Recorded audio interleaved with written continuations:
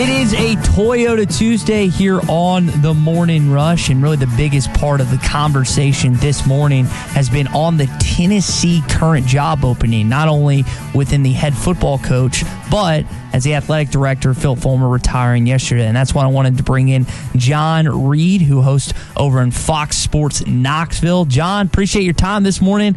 I anticipate that you've been quite busy the last couple hours, man. Yeah, it's been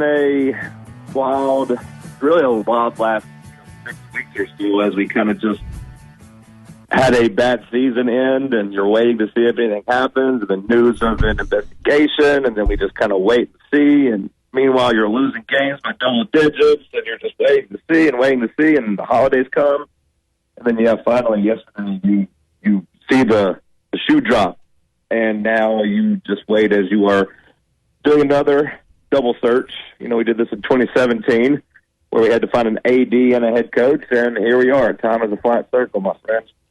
So let's go back to 2017, because I think John, Arkansas was in a similar situation. Chad Morris gets hired prior to Hunter Yurachek as the athletic director, and it seems like everyone's wanting to know, not only in Knoxville, but in just the college football world, hey, who's going to be the next Tennessee head coach? Who's going to be the next head coach? Man, y'all got to find an AD first. Who are some of the athletic director name candidates that have kind of been popping out recently that you think might make a good hire in Knoxville? Well, I'm not going to pretend to know who's going to be a good hire, for the athletic director, just because we've gone a couple different routes in the past, and we had the savvy conservative guy who knows how to run everything behind the scenes, and John Curry. He was the one who let everything go off the rails in 2017.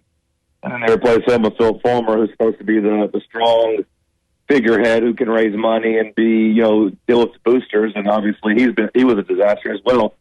But I think the name that people have really honed in on is John Gilbert. He's over, I believe, at ECU.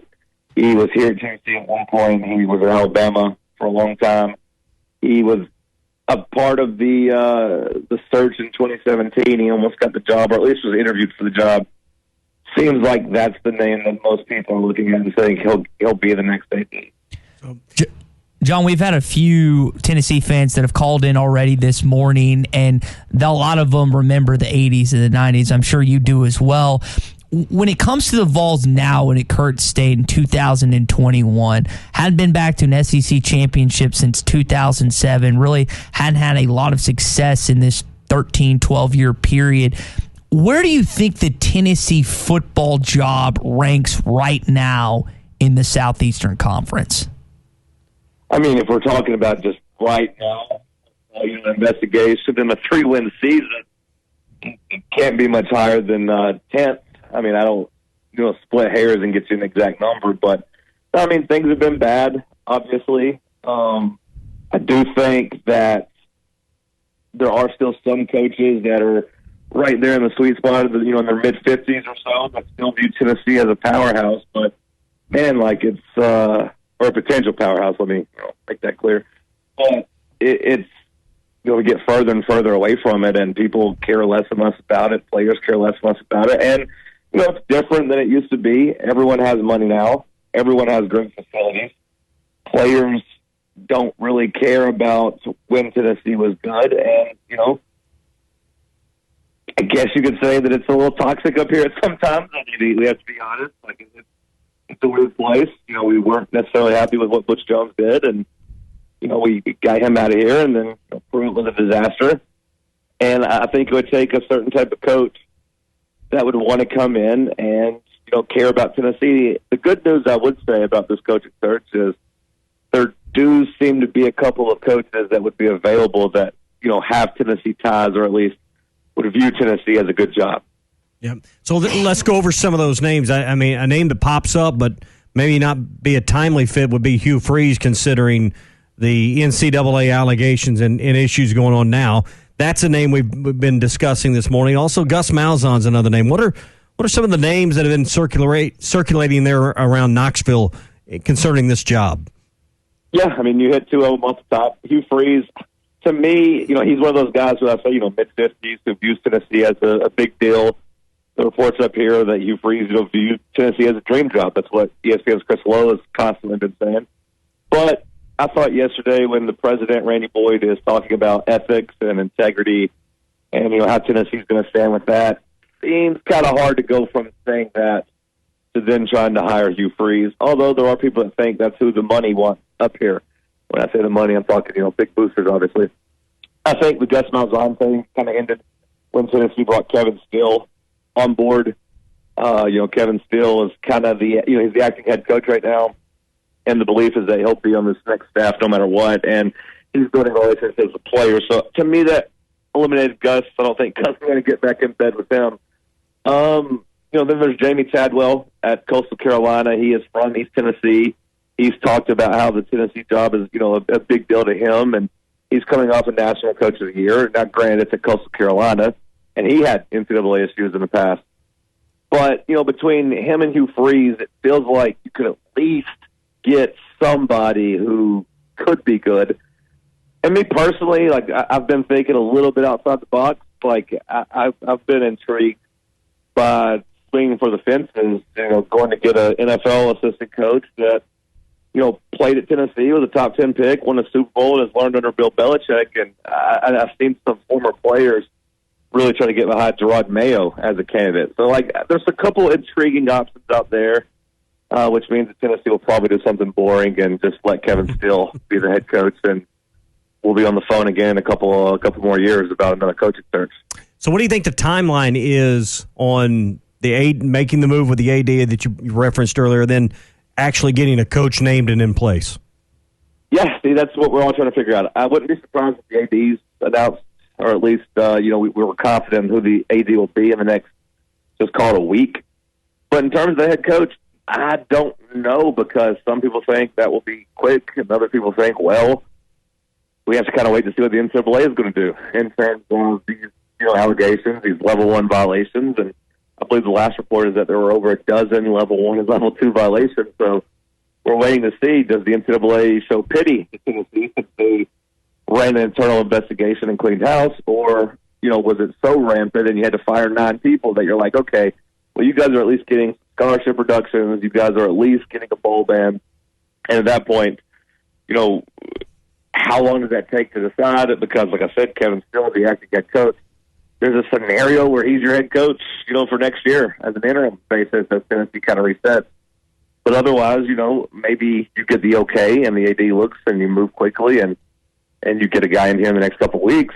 I don't think the February signing day is that important anymore.